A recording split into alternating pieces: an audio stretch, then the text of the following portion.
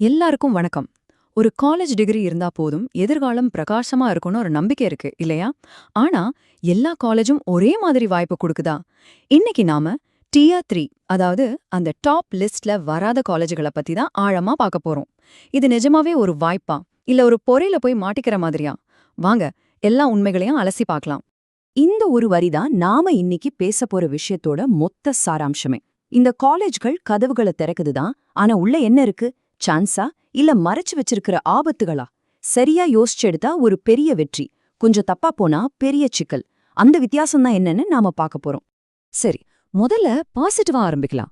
இந்த காலேஜ்கள் செய்யற நல்ல விஷயங்களை பத்தி நாம முதல்ல பேசிடுவோம். ஏன்னா பல லட்சம் ஸ்டூடெண்ட்ஸ்க்கும் அவங்க குடும்பத்துக்கும் இவங்க செய்யற சேவை உண்மையிலே ரொம்ப முக்கியமானது. ஆனா நாம அதை பெருசா கண்டுக்கிறதே இல்ல. சொல்லப்போனா இந்த காலேஜ்கள் ஒரு ரெண்டு பக்கமும் கூர்மையுள்ள கத்தி மாதிரி. ஒரு பக்கம் பார்த்தா ஸ்டூடெண்ட்ஸோட வாழ்க்கையே அடுத்த கட்டத்துக்கு கொண்டு போற ஒரு படிக்கல். ஆனா இன்னொரு பக்கம் கொஞ்சம் கவனம் சிதறினாலும் ஒரு குடும்பத்தையே நிதி நெருக்கடியில தள்ளி விடுற ஒரு பெரிய பொறி. அப்போ இந்த காலேஜுகளோட உண்மையான பலம் என்ன? வாங்க பார்க்கலாம். ஒன்னு, டாப் காலேஜ்ல இடம் கிடைக்காதவங்களுக்கு கூட ஹையர் எஜுகேஷனுக்கான ஒரு வழியை திறக்குது. ரெண்டாவது, அந்தந்த ஏரியால இருக்கிற இண்டஸ்ட்ரிக்கு என்ன தேவையோ அந்த பிராக்டிக்கல் ஸ்கில்ஸை சொல்லிக் கொடுக்குது. மூணாவது, ரொம்ப முக்கியம், கம்மியான வசதிகளோட மாணவர்கள் எப்படி தன்னிச்சையா செயல்படுறது, பிரச்சனைகளை சமாளிக்கிறதுன்னு கத்துக்கறாங்க. இது அவங்க குடும்பத்துக்கும் அவங்க சமூகத்துக்கும் பெரிய உதவியா இருக்கு. சரி, இதுவரைக்கும் நல்ல விஷயங்களை பார்த்தோம். இப்போ நாணயத்தோட இன்னொரு பக்கத்தை பார்க்க வேண்டிய நேரம் வந்தாச்சு. இவங்க குடுக்கற வாக்குறுதிகளை தாண்டி உள்ள என்னென்ன ஆபத்துகள் ஒளிஞ்சிருக்குன்னு நாம உஷாரா இருக்கணும். சாதாரண ஒரு டிகிரி சர்டிபிகேட்ட ஒரு குடும்பத்தோட வீட்டு பத்திரமா மாத்துற காலேஜ்களுக்கு ஒரு சல்யூட் அடிப்போம். பாருங்க, இது வெறும் கிண்டல் இல்ல, இது ஒரு சீரியஸான விமர்சனத்தோட ஆரம்பம்.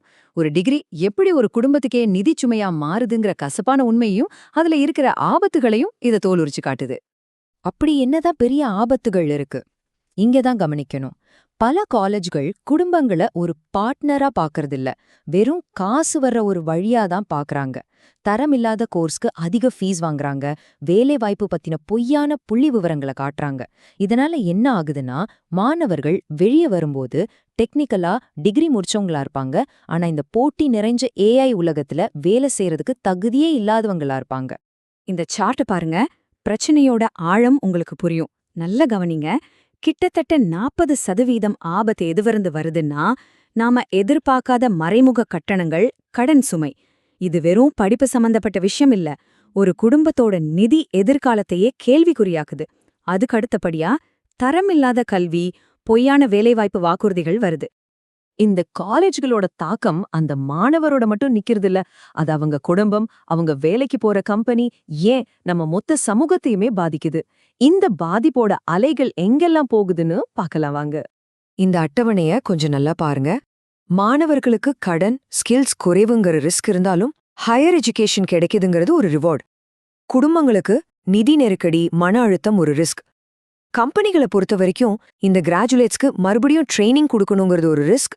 ஆனா லோக்கல் டேலண்ட் கிடைக்கிறது ஒரு ரிவார்ட். சரி, இவ்ளோ பிரச்சனைகளை பத்தி பேசிட்டோம்.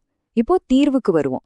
இந்த சிக்கலான பாதையில இன்னைக்கு காலகட்டத்துல எப்படி பாதுகாப்பா பயணிக்கலான்னு உங்களுக்கு ஒரு சிம்பிளான செக்லிஸ்ட் தரப்போறேன்.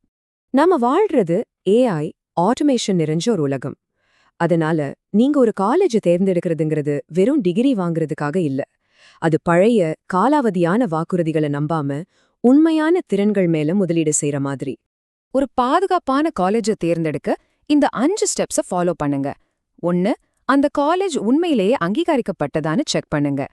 2, மொத்த ஃபீஸ் எவ்வளோன்னு வெளிப்படையா கேளுங்க. மறைமுக கட்டணங்கள் எதுவும் இல்லைன்னு உறுதிப்படுத்திக்கோங்க. 3, இன்னைக்கு ஏஐ உலகத்துக்கு தேவையான திறன்களை அவங்க சொல்லிக் கொடுக்கறாங்களான்னு பாருங்க. 4, அவங்க சொல்ற வேலைவாய்ப்பு உதவியெல்லாம் உண்மையா இல்ல வெறும் பேச்சான்னு ஆராய்ஞ்சு பாருங்க. 5, அங்க இருக்கிற வசதிகள், ஃபேக்கல்ட்டியோட தரம் எல்லாத்தையும் நீங்களே மதிப்பிடுங்க. நாம இந்த பகுப்பாய்வோட கடைசி கட்டத்துக்கு வந்துட்டோம். நீங்க எடுக்க போற இந்த முக்கியமான முடிவை நான் மறுபடியும் ஞாபகப்படுத்துறேன். நீங்க தேர்ந்தெடுக்க போறது உங்க எதிர்காலத்துக்கான ஒரு படிக்கல்லா இல்ல ஒரு பொறியா? இங்க முக்கியமான விஷயம் என்னன்னா, எல்லா சக்தியும் உங்க கையில தான் இருக்கு. சரியா தெரிஞ்சுக்காம எடுத்தா அந்த காலேஜ் ஒரு பொறியா மாறிடும். ஆனா நல்லா விசாரிச்சு அறிவோட புத்திசாலித்தனமா நீங்க ஒரு முடிவு எடுத்தீங்கன்னா அது உங்க எதிர்காலத்துக்கான ஒரு சூப்பரான லான்ச் பேடா மாறும். கடைசியா உங்களை யோசிக்க வைக்கிற ஒரு கேள்வியோட முடிக்கிறேன். இந்த ஆர்டிஃபிஷியல் இன்டெலிஜென்ஸ் ஆதிக்கம் செலுத்துற உலகத்துல எது ஒரு சேஃபான பெட்? ஒரு காலேஜோட பேரா இல்ல உங்களால நிரூபிக்க முடியற திறன்களா? யோசிச்சு பாருங்க.